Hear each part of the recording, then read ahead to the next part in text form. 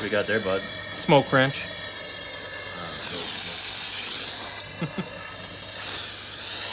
Just making some smoke.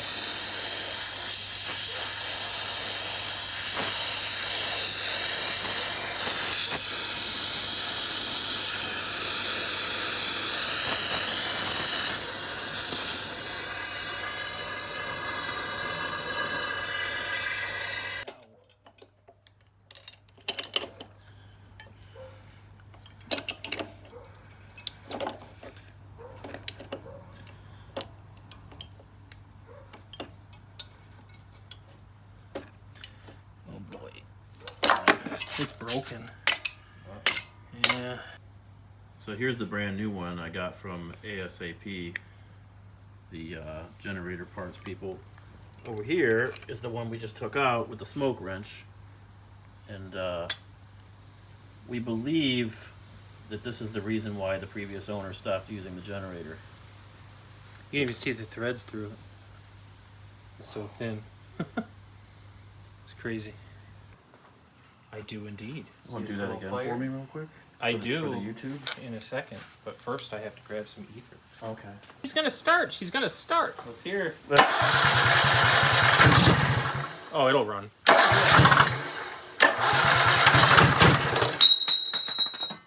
It'll run. What you doing, bud? Oh, just making a gasket.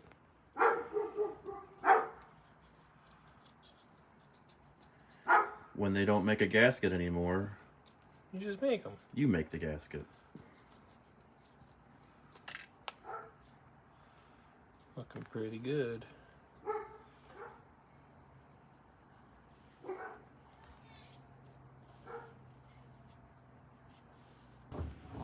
We pulled the impeller out of the housing.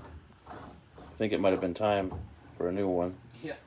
Now we got to follow this line here out of the impeller housing and probably blow the chunks out of it that inevitably are in there. Ready? Yeah.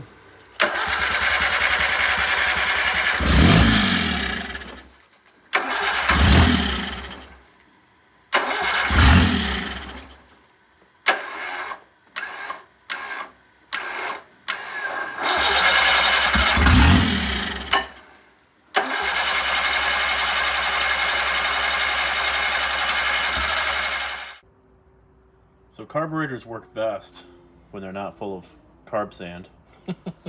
So TC removed the carb sand from inside the carb, and we're gonna try this again. Sorcery.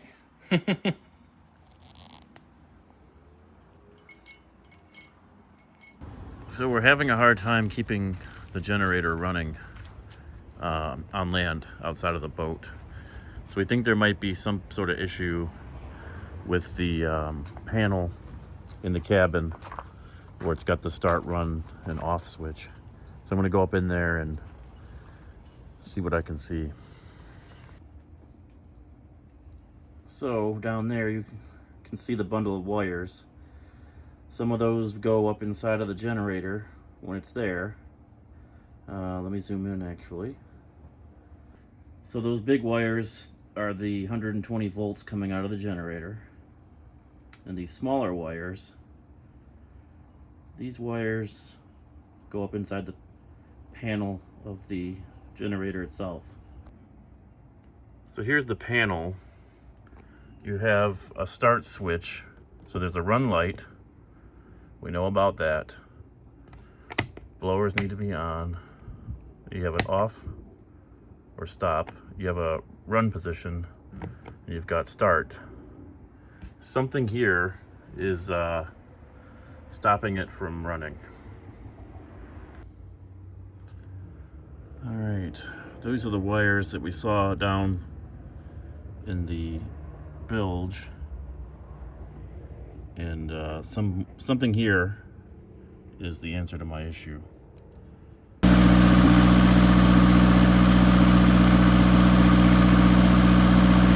117 volts on the one, and then 118 on the other.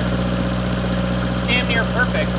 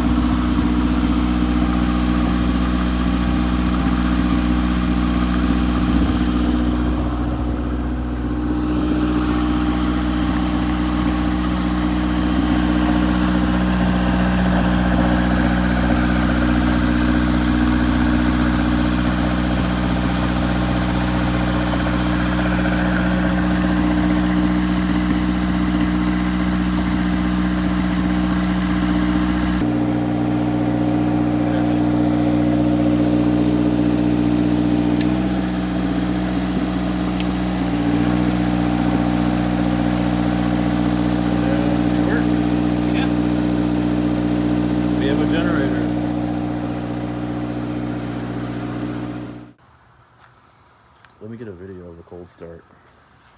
Ready? Yep.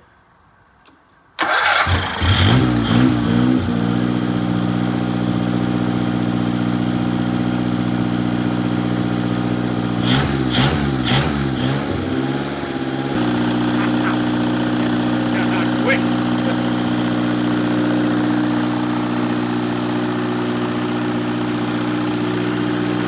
Have you all discussed the exhaust going?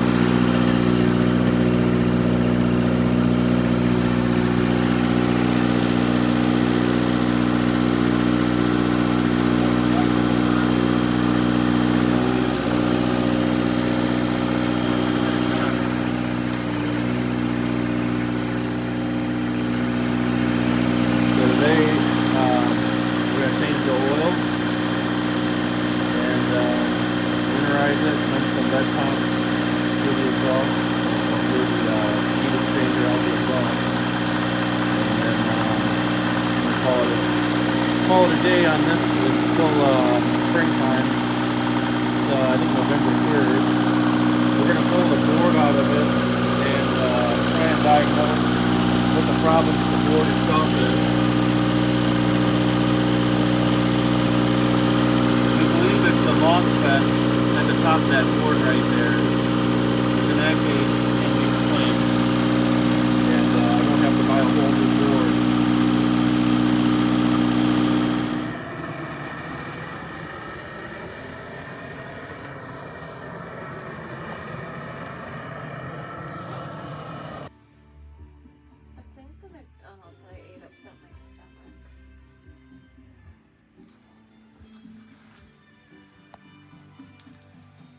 What upset your stomach? Thanks, babe. Alright guys, so what I've been doing here is removing an absolute rat's nest of wire. I can't remember what I have and haven't recorded, but behind here was, no exaggeration, I have now removed an entire contractor bag of wiring and an entire regular garbage bag of LED strip lighting. There was strip lighting under every flat surface around the entire cabin. Just, it had to have been at a minimum a dozen kits of probably 30-foot long strand. So that's all been removed. There was an extraordinary amount of speaker wire up in here. In removing everything, I also had to start over again as far as what came with the boat from factory. From a stereo standpoint, everything's going to be new. They had this like 80s, maybe 90s equalizer up in that cabinet. I mean, there's just so much of this wiring that was all coming through here, through that, through here, back there, and then you can see this. This is none of it factory. They had 3 positive and 3 negative 0 gauge wires running through holes that they put in the in the firewall here, the bulkhead, with no sealant, no gel coat, no paint, just raw holes. Thankfully, as far as I know, the longest that could have been like that was maybe 2 seasons, and there's no evidence of moisture. I put my buddy's moisture meter on the bulkhead, and thankfully it's fine. So when I redo the bilge this winter, I am going to put gel coat over those holes and maybe like a bulkhead fitting. I am going to use those holes again to pass maybe some 2 or 4 gauge wire through for my stereo system, which is going to be way more docile. While back here, I discovered this mishmash. That's not from Sea-Ray. I don't know what that's about. I was told by the previous owner that doesn't work, so I imagine I'm just going to start over again from scratch with this whole aft AC situation. According to him, the forward AC does work though, so I'm going to continue removing all of this wire here and starting over, and we're going to do some scrubbing on the walls and some vacuuming and cleaning. So we'll pick up when I'm done. So this is a danger of buying a boat, or in my case, obtaining a boat that somebody else has previously worked on. This is an RCA splitter for running signal to amplifiers. They stripped the end, put 12 volts to it, and then this is what they were running LED light strips off of. An RCA and wire nutted random wires. This actually might be marine grade. This, I don't know. This is for amplifier signal, but that's how they were running LED lights. I give up. All right, this is what I've pulled out from under the aft cabin so far. I've sorted it by what they are: speaker wire, RCA wire, signal wire, and then all the miscellaneous trash I chopped up and put into that bag.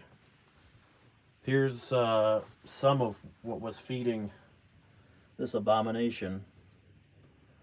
That's 0 gauge oxygen free copper wire, which is ridiculous, and there was multiple. There was holes everywhere out in the cockpit, which we'll get to that eventually. We got a hole here. There was an 8-inch car Polk audio car subwoofer, and there was a bunch of junk up here. It was like some mid-level, what are these things called? CT sound, just some more car audio BS shoved in these holes here. So what I'm gonna do is take this entire cabinetry out of my other 37 that I have, and that one doesn't have as many holes in it on the parts boat. The parts boat also has a fusion head unit, a newer one, a nice decent one. It's going to have its own dedicated power wire, its own dedicated wires. I'm going to do it all nice. And I normally don't run a stereo in my cabins, but I'm going to do it this time just to plug these holes. So that fusion head unit is going to run 2 6.5s with tweeters. There'll be a crossover mounted behind there. And then just to fill this hole, whatever brand I use, there'll be a matching 8-inch woofer. Like I said, I normally wouldn't. I would just assume run that down here if we ever did need sound, but it'll be completely separate from upstairs, wiring wise and head unit wise. It'll just be its own stereo system down here, just because it's better than holes, and we talked about putting picture frames or something over it, but it kind of is what it is. There's nothing I can do about these. Like I said, the parts boat doesn't have these holes cut in this whole cabinetry work, and I'll take that out of the parts boat. And let's see.